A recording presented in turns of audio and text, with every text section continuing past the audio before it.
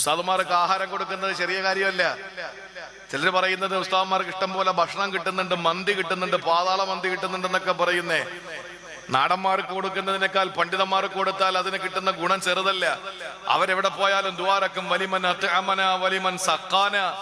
ഇനി ഒന്നും വേണ്ട, അവര് ദ്വാരന്നില്ലാന്നിരിക്കട്ടെ, ഇനി ദ്വാരന്നില്ലാന്നിരിക്കട്ടെ, അവരൊരു അക്ഷരം പഠിപ്പിച്ചു കൊടുത്താൽ ആ അക്ഷരം പഠിപ്പിച്ചു കൊടുക്കുന്നതിന്റെ എനർജി ബ്ലഡ് സർക്കുലേഷന്റെ പേരിലാണ്.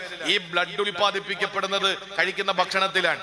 ഈ കഴിച്ച ഭക്ഷണം, നിങ്ങൾ കൊടുത്ത ഭക്ഷണം കഴിച്ചുകൊണ്ട് ബ്ലഡ് ഉൽപ്പാദിപ്പിക്കപ്പെട്ട് ആ ബ്ലഡ് സർക്കുലേഷനിലൂടെ ആരോഗ്യം വെച്ചുകൊണ്ട് ഒരാൾ ദീനി പ്രബോധനം നടത്തുമ്പോ അല്ലെങ്കിൽ ഒരു കുട്ടിയെ പഠിപ്പിക്കുമ്പോ ആ കുട്ടി പഠിച്ച് ആ കുട്ടി ദഅവത്ത് ചെയ്യുന്ന ഓരോ അക്ഷരങ്ങൾ അനുസരിച്ച് ആരൊക്കെ അമല് ചെയ്യുന്നുണ്ടോ ഇതിന്റെയൊക്കെ കൂലി നമ്മുടെ അക്കൗണ്ടിൽ വന്നുകൊണ്ടിരിക്കും. നമ്മൾ ഒരു നിമിഷവും തിരിഞ്ഞ് ചിന്തിച്ചാൽ സമ്പത്ത് മുഴുവനും അള്ളാന്റെ പള്ളിക്ക് വേണ്ടി എഴുതി കൊടുക്കും, സമ്പത്ത് മുഴുവനും അറബി കോളേജിന് വേണ്ടി എഴുതി കൊടുക്കും. ഒരു നിമിഷം ഒന്ന് ചിന്തിക്കണം. പക്ഷെ ചിന്തിക്കാതിരിക്കാൻ നമ്മൾ പല ന്യായങ്ങളും കണ്ടെത്തും. അതാ പ്രശ്നം. പ്രിയപ്പെട്ട സഹോദരങ്ങളെ, ഭക്ഷണം എനിക്കൊരാൾ തന്നു, അതിന്റെ പേരിൽ ഞാൻ അദ്ദേഹത്തിന് വേണ്ടി ദ്വാരക്കുന്നു, ഉണ്ട ചോറിന്റെ നന്ദി എന്ന് പറയും.